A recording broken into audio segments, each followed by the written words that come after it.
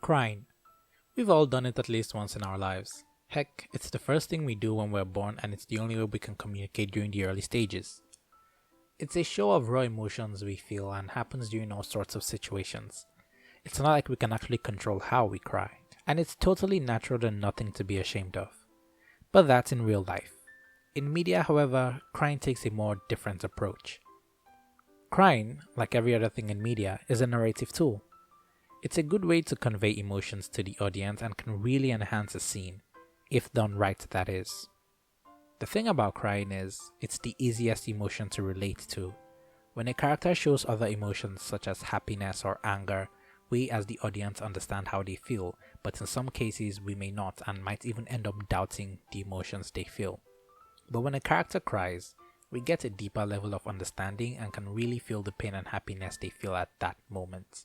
It's a very powerful narrative tool.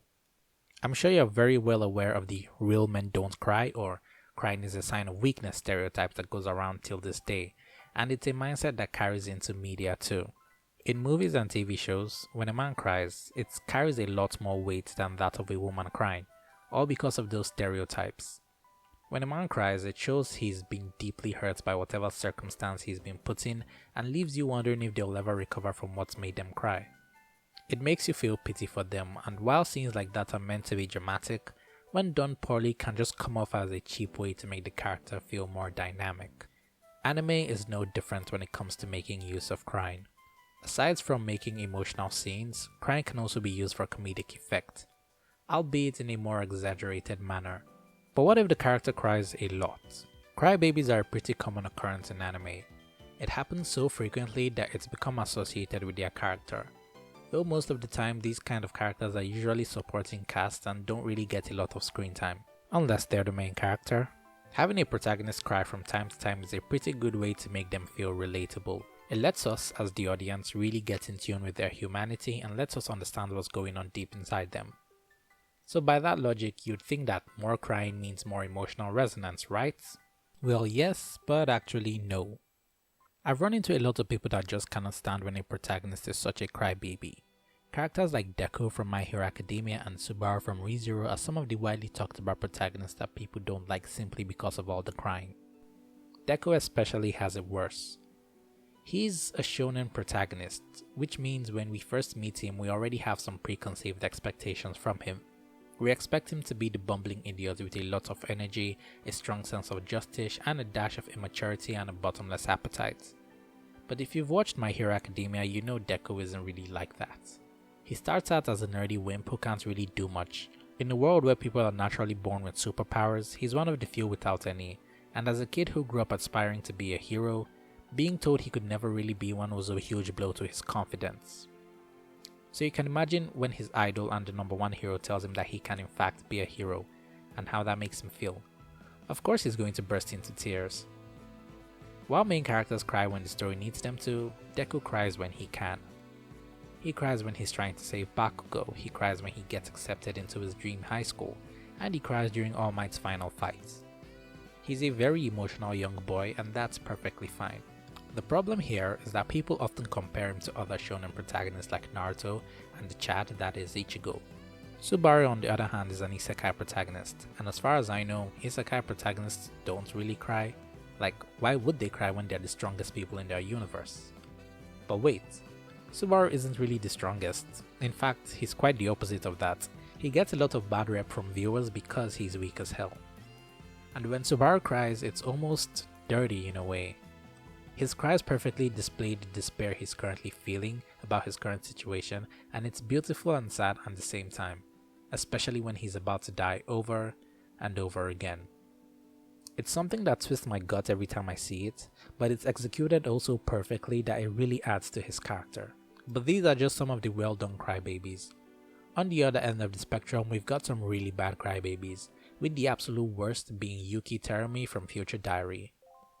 Yuki is an awful guy, like a real scumbag. Throughout the run of his show, he does a lot of bad stuff, taking advantage of the only girl who has ever really loved him, making a lot of bad decisions and cries about it too. He tries to get some kind of pity from the audience, and when you do feel bad for the guy, he goes ahead and does something even worse. It makes liking him really hard, coupled with the fact that he whines about almost everything that happens to him, some of which is his own fault. Crybabies only ever really work when they actively try to tackle the problem that causes them to cry.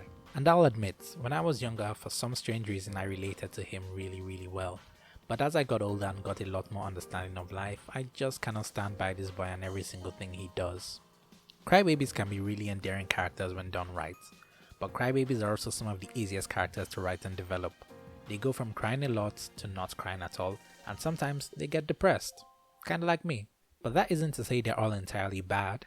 In fact, 2021 has introduced me to probably the best crybaby I have ever seen. His name, Hanagaki Takamichi from Tokyo Revengers.